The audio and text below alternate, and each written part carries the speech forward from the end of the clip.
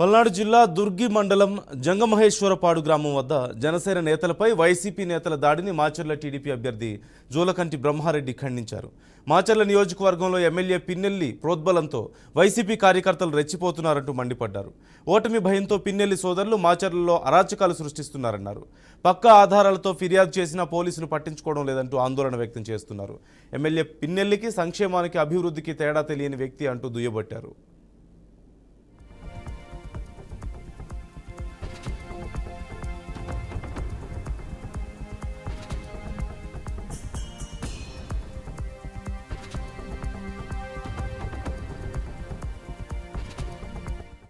జంగమేశ్వరపాడు గ్రామంలో ఇటీవల వాసం రాజుల అంజి గుమ్మా శ్రీను ఈ ముగ్గురు మీద దాడి చేస్తే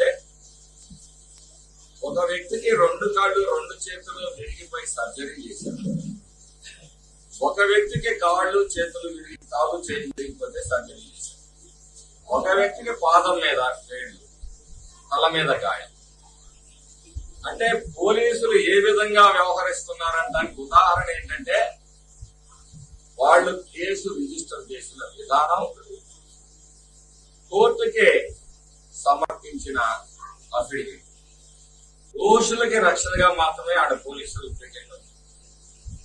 బాధితులు ఎవరు ఊర్లలో లేరు. పోలీస్ పికెట్ మాత్రం ఈ పోలీస్ శాఖ బాధితులకు రక్షణగా పెట్టింది. అంతేకాదు ఒక జంగమేశ్వరపాడులోనే కాదు,